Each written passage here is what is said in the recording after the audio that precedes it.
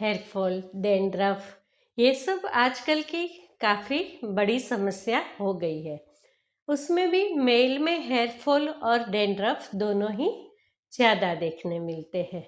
DIY home remedies ये सब most search video है, क्योंकि लोग कुछ भी करके उससे निजात पाना चाहते हैं, पर साथ ही लोग ये भी सोचते हैं कि ये काफ़ी छोटी समस्या है, तो उसके लिए डॉक्टर को क्या ही मिलना। धीरे धीरे करके ये समस्याएं बढ़ जाती है, तो इसके लिए क्या करें। नमस्कार, मुकुंदा आयुर्वेद में आप सबका स्वागत है। मैं डॉक्टर रूपा, आयुर्वेदाचार्य, आयुर्वेद कॉस्मेटोलॉजिस्ट। आज हम बात करेंगे डैंड्रफ के बारे में। एक्चुअली DIY हो या तो होम रेमेडीज, ये है तो आयुर्वेदिक, पर एक के बाद दूसरे के मुंह से सुनने के बाद ये सब चीज़ें थोड़ी सी अल्टर हो जाती है और बाद में आप बिल्कुल तथ्य नहीं जानते हैं कि इन रियल इसे कैसे आपको यूज़ करना है, आपको जो तकलीफ है उसकी जड़ क्या है, उसी की वजह से ये आपको ज़्यादा इफ़ेक्ट नहीं करती है। डैंड्रफ जो है उसे आयुर्वेद में दारुणक बोलते हैं। क्षुद्र रोगों में इसका वर्णन किया गया है। चरक, श्रीश्रित, वाग्भट, सारे आचार्यों ने इसका वर्णन किया है। बहुत ही कॉमन सा डिसीज है। ये एक नॉन इन्फेक्शस है, पर थोड़ा सा तकलीफ दे तो होता ही है। कुछ जिद्दी डिसीज है कि जल्दी से जाता नहीं।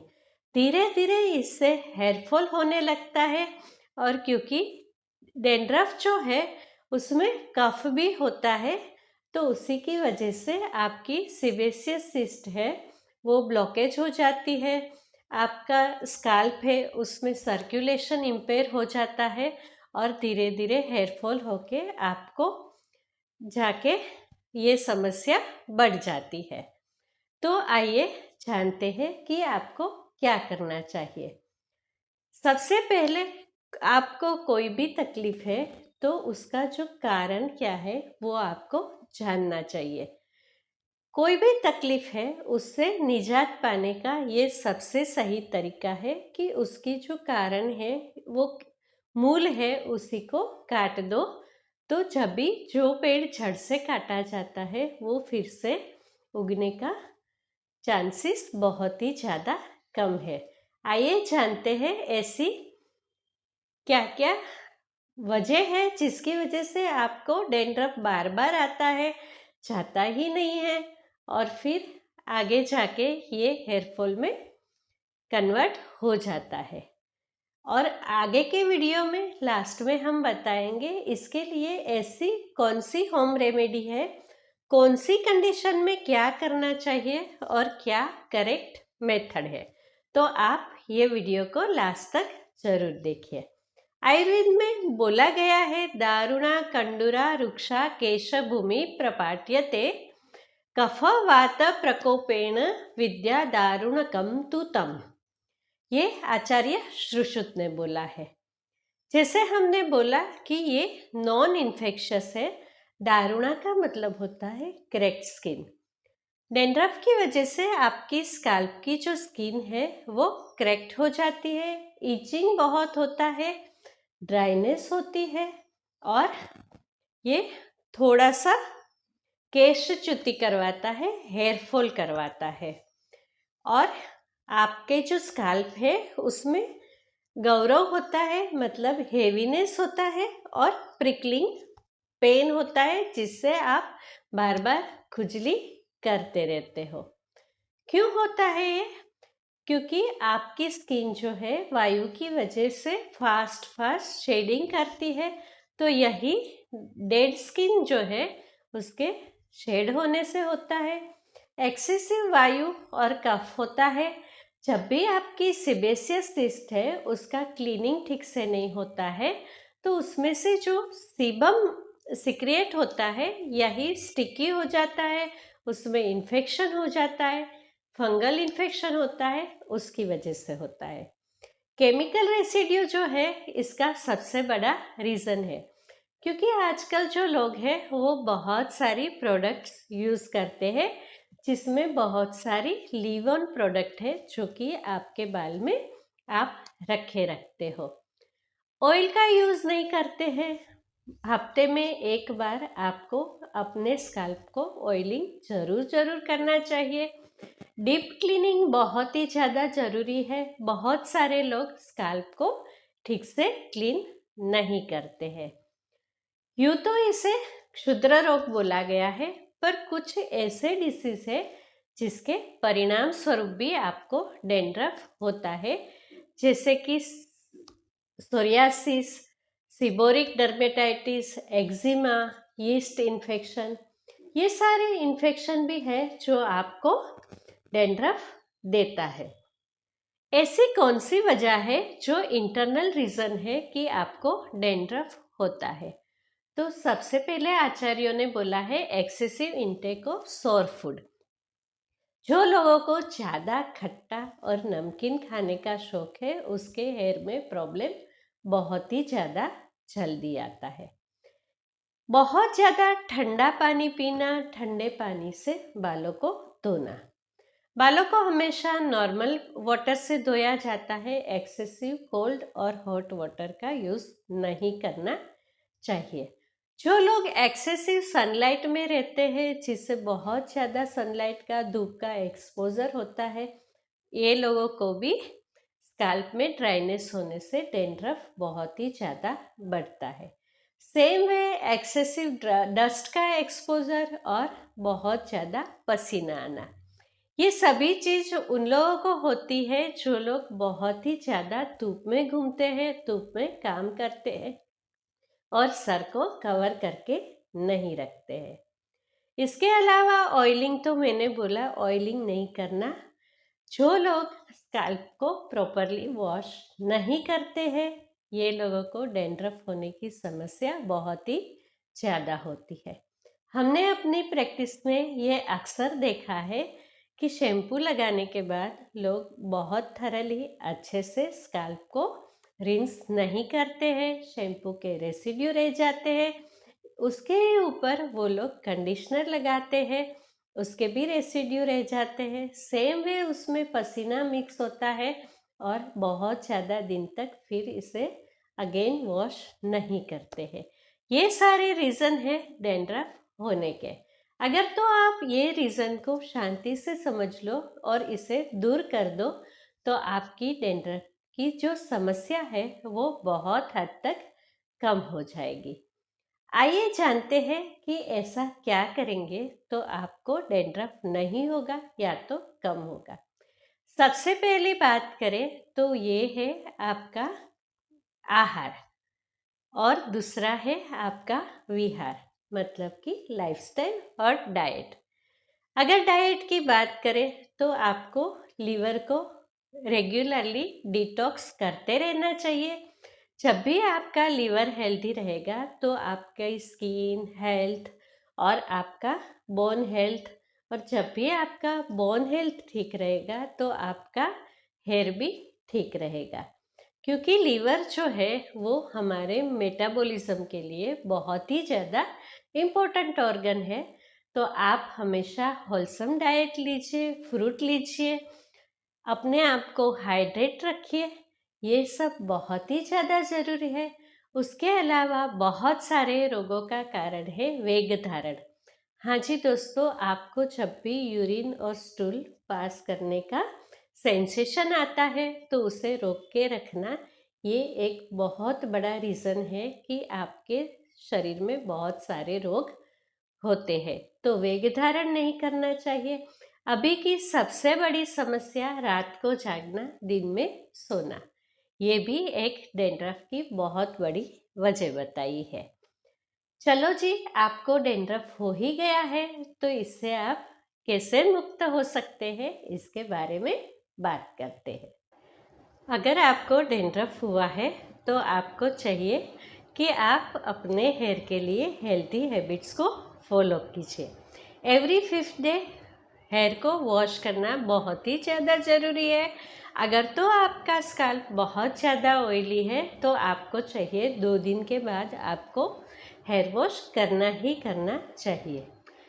बहुत ज़्यादा हार्श शैम्पू का यूज़ नहीं करना है, जहाँ तक हो सके माइल्ड शैम्पू का यूज़ कीजिए। अगर तो आपके लिए संभव है तो आप आयुर्वेदिक चीज़ों का यूज़ कीजिए, जैसे कि रीठा, शिकाकाई, गुड़हल के पत्ते। ये सभी चीज़ों में वॉशिंग के लिए बहुत अच्छा गुण होता है और ये सब आपको हेयर वॉश बहुत माइल्डली करता है और आपके बालों को, रूट्स को और आपकी सीबेशियस सिस्ट जो है इसे नुकसान नहीं करता है। साथ ही साथ आपके स्काल्प का सर्कुलेशन भी इम्प्रूव करता है।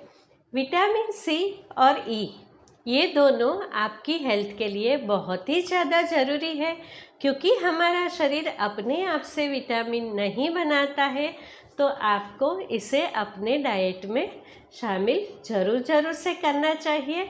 आपको चाहिए कि आप डाइट में जो भी लेते हैं, आपकी जो भी फूड हैबिट है, उसमें कौन सी ऐसी चीज़ है जिसमें विटामिन सी और विटामिन ई ज़्यादा है, तो ऐसी चीज़ों को आपको ज़रूर से खाना चाहिए। विरुद्ध आहार नहीं लेना है, रात को ज़्यादा नहीं जागना है। चलिए कहते हैं कि आपको क्या करना चाहिए। अगर तो आप बहुत ज़्यादा हॉट क्लाइमेट में रहते हैं तो आपको अपने बालों को प्रोटेक्ट करने के लिए हैट ज़रूर यूज़ करनी चाहिए, नहीं तो स्कार्फ का यूज़ बहुत ज़्यादा ज़रूरी है। हॉट क्लाइमेट वालों लोगों को चाहिए कि अपने बालों में गर्म प्रकृति का नहीं पर ठंडी प्रकृति का ऑयल लगाए। कोकोनट ऑयल जो है वो बहुत अच्छे से नरिश करता है और स्वभाव से ठंडा है, तो ये लोगों को सरसों या तिल तेल की जगह पे कोकोनट ऑयल का यूज़ करना चाहिए। वैसे ही जैसे ठंडी जगह पे आप नहीं रहते हैं, गर्म ऋतु भी है, तो भी आपको गर्म ऋतु में अपना ऑयल चेंज कर देना चाहिए। और जब भी आप समर आता है तो आप कोकोनट ऑयल का यूज़ कीजिए, ब्राह्मी ऑयल का यूज़ कीजिए या तो चंदनादी ऑयल का यूज़ कीजिए। जैसे हमने बताया, एवरी 5th डे आपको अपने बालों को और स्काल्प को डीप ऑयलिंग ज़रूर से करना चाहिए और हो सके तो इसे ओवरनाइट रखिए। जब भी ऑयलिंग करें आप क्लीन स्काल्प में ही ऑयलिंग करें। 2-3 दिनों तक बिना ऑयलिंग किए जो आपने बाल रखे हैं जिसमें पसीना और डस्ट मिल चुका है, ऐसे बालों में ऑयलिंग करने से बहुत ज़्यादा फ़ायदा नहीं होता है। अगर आप एवरी 5th डे नहीं कर सकते हैं तो वंस अ वीक बालों को ऑयलिंग ज़रूर से करें। अगर आपको बहुत ज़्यादा डैंड्रफ है तो आप एक बात याद रखिए कि डैंड्रफ आपको DIY करके चला जाएगा, पर यह बहुत ज़्यादा ज़िद्दी है। जैसे ही आपने रेमेडी को छोड़ा ये फिर से आ जाएगा। तो ज़रूरी ये है कि आप 3 से 4 महीने तक कंटिन्यू इसमें से कोई भी एक रेमेडी लेके करते रहें। सबसे पहली रेमेडी जो है वो है दही और मेथी। हाँ जी दोस्तों, मेथी जो है उसका पाउडर बहुत इजीली अवेलेबल होता है। तो एक खट्टा दही 1 कटोरी लेके round about 80 ml to 100 ml उसमें 2 बड़े चम्मच 20 ग्राम से थोड़ा सा ज़्यादा ऐसा मेथी का पाउडर डालिए। मिला के इसे 20 या 25 मिनट के लिए रहने दीजिए। बाद में जब भी दोनों अच्छे से घुल मिल जाए तो इसे अच्छे से मिला के बालों में और स्काल्प में बहुत अच्छे से थरली लगा दीजिए। इसे आप स्काल्प में भी लगा सकते हैं और बालों की लेंथ में भी लगा सकते हैं। मेथी का जो कड़वापन है वो एंटीबैक्टीरियल, एंटी फंगल का काम करेगा। वैसे भी मेथी जो है बालों के लिए बहुत ही ज़्यादा हितकर है, वातनाशक भी है। दही जो है वो बहुत ही ज़्यादा न्यूट्रिशन देता है, आपके बालों को एक शाइन भी देता है। डैंड्रफ को रिमूव करने के लिए सबसे अच्छा द्रव्य है। करना कैसे है, इसे आप थरली लगा के 20 मिनट के लिए छोड़ दीजिए। इसे सूखने नहीं देना है। बहुत सारे लोग इसे सुखा देते हैं, जिसकी वजह से हेयर फॉल बहुत ही ज़्यादा होता है। लगाने के बाद एक शावर कैप से बालों को और स्काल्प को कवर कर लीजिए। 20 मिनट के बाद माइल्ड शैम्पू से इसे धो लीजिए। सबसे पहले थरली आप पानी से निकाल लीजिए, बाद में थोड़ा सा माइल्ड शैम्पू लेके स्काल्प को बहुत डीपली वॉश कीजिए ताकि दही की स्मेल बिल्कुल निकल जाए। एक बहुत अच्छा आयुर्वेदिक उपाय है जिससे आपका डैंड्रफ जाता ही जाता है, वो है त्रिफला। हाँ जी दोस्तों, आपने त्रिफला का बहुत यूज़ किया होगा, पर मैं सबसे पहले बोलूँगी कि अगर आपकी टेंडेंसी डैंड्रफ की है तो आपको हेयर ऑयल बिल्कुल नहीं लगाना है, क्योंकि जब भी आप हेयर पैक लगाते हो तो ये आपके पोर्स को थोड़ा ब्लॉकिंग कर देता है और अगेन आपको हेयर फॉल की समस्या बढ़ती है।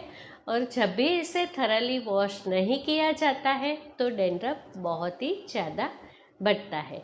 करना क्या है, त्रिफला और रीठा। हाँ जी, जब भी आपको ऑयली डैंड्रफ है, बहुत ही जिद्दी डैंड्रफ है, तो आप 2 लीटर पानी लीजिए। इसमें 2 बड़े चम्मच त्रिफला का और 2 बड़े चम्मच रीठा का पाउडर मिला लीजिए। इसे बहुत अच्छे से उबालिए जब तक कि ये 1.5 लीटर शेष बाकी नहीं रहता है। अपने आप से जब ठंडा हो जाए तो इससे बहुत अच्छे से धीरे धीरे डाल के आपके स्काल्प में उंगली से बहुत अच्छे से थरली मसाज करते करते वो पानी डालते जाए। आप चाहे तो किसी और की भी हेल्प ले सकते हैं। आप चाहे तो ये पानी या काढ़ा ले जाके ब्यूटी पार्लर में या तो कोई सैलून में भी वॉश करवा सकते हैं। अगर तो आपने एवरी 5th डे ये काढ़े से वॉश किया और कंटिन्यूस 3 महीने के लिए ये किया तो आपका कैसा भी डैंड्रफ ज़रूर से चला जाएगा। जो लोगों के बाल बहुत ज़्यादा ड्राई है और जो लोगों को सिर्फ वातज डैंड्रफ है, स्टिकी डैंड्रफ नहीं है, वो लोगों को चाहिए कि त्रिफला और नीम का काढ़ा बना ले। सेम जैसे हमने बताया वैसे ही मेथड से बनाना है, ऐसे ही यूज़ करना है। जब भी आप त्रिफला, रीठा या तो त्रिफला और नीम का काढ़े से बाल धोते हैं तो एक बात को याद रखिए कि अगर तो आपके बाल ऑयल वाले नहीं हैं, आपने स्काल्प में ऑयल नहीं लगाया है, तो आपको बाद में शैम्पू करने की कोई ज़रूरत नहीं है। त्रिफला बहुत अच्छा क्लीनिंग द्रव्य है, तो आप बाद में सिर्फ पानी से रिंस कीजिए। ऑयली डैंड्रफ है, वो लोगों को चाहिए कि ये सारे उपाय करने के साथ साथ ऑयल लगाना बिल्कुल बंद कर दे। 1 से 1.5 महीने तक बालों में ऑयल बिल्कुल नहीं लगाना है। जिसे कि ड्राई डैंड्रफ है वो लोग वीकली वंस ऑयलिंग कर सकते हैं, पर ऑयलिंग करने के बाद नेक्स्ट स्टेप बहुत अच्छे से थरली आपको हेयर वॉश करना है। ऑयल कौन सा लेंगे आप, तो आपको चाहिए धतूर पत्रादि ऑयल, नीम ऑयल और एरंड तेल। एरंड तेल जो है, जिसे आप कैस्टर ऑयल बोलते हैं, उसमें बहुत अच्छी मात्रा में विटामिन ई होता है। ये एक बहुत अच्छा द्रव्य है जो कि बालों के लिए और स्किन के लिए बहुत ही ज़्यादा कार्य करता है। कौन सी मात्रा में लेना है, आपको लेना है 4 भाग धतूर पत्रादि ऑयल, 1 भाग नीम ऑयल और आधा पोर्शन एरंड तेल। अगर आपको आराम से समझाऊँ तो आप एक कटोरी में 4 चम्मच धतूर पत्रादि तेल लीजिए, 1 चम्मच नीम का तेल लीजिए और आधा चम्मच एरंड तेल लीजिए। उसी में आपको मिलाना है इतना सा भीमसेनी कपूर। बहुत आसानी से आपको बाज़ार में मिल जाता है भीमसेनी कपूर या तो कच्चा कपूर। इतना सा पाउडर करके मिला लीजिए, सिंपल वाला कपूर मत मिलाइए जिसे आप पूजा में यूज़ करते हैं, वो सिंथेटिक कपूर है, इससे ईचिंग होता है। बस इसे थोड़ा सा गर्म कर लीजिए, जब भी कपूर पिघल जाए उसे ठंडा होने दीजिए और यही तेल को बालों में हफ्ते में 1 बार लगाइए।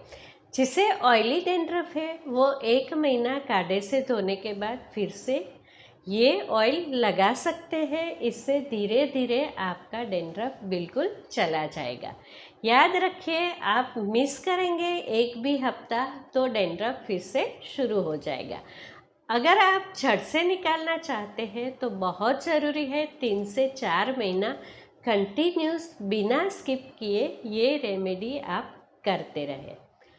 सोरियासिस जैसा डैंड्रफ है, बहुत ज़्यादा डैंड्रफ हो गया है, आपका स्काल्प वाइट हो गया है, बहुत स्टिकी डैंड्रफ है, तो आपके लिए एक आयुर्वेदिक दवाई है।